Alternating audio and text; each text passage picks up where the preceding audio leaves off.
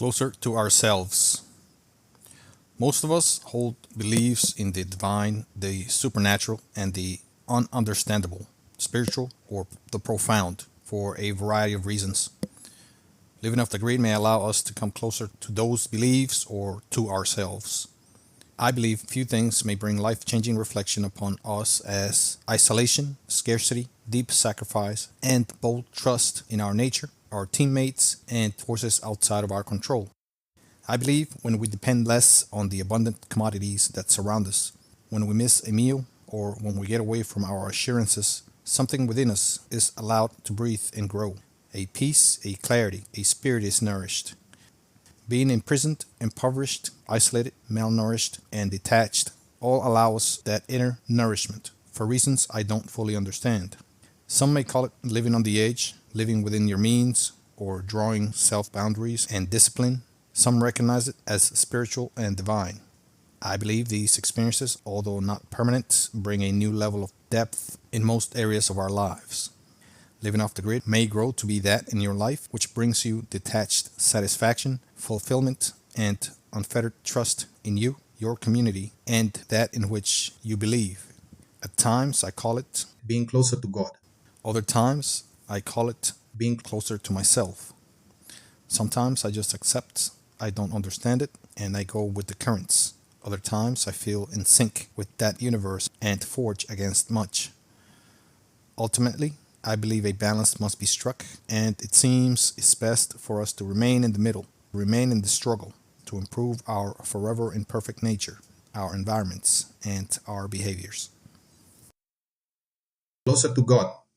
Don't stop reading if you are not religious. This is not meant to be only for the pious.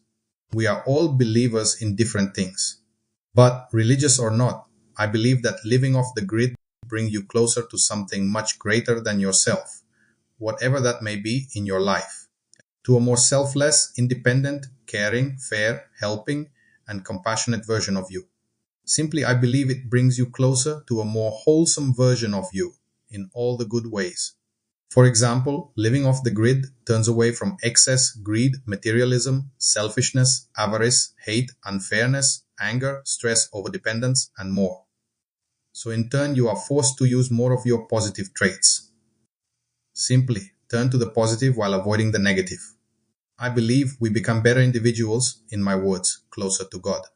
Believer or not, these righteous actions will help you be happier and secure a better future and legacy for the world and yourself.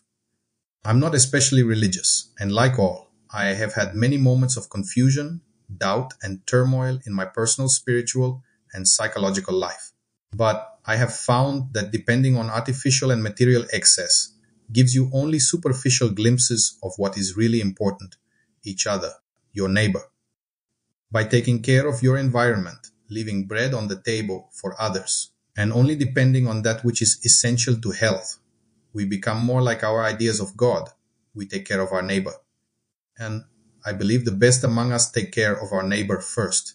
Believer or not, a righteous God, as your righteous neighbors, will look upon your deeds and not your piety.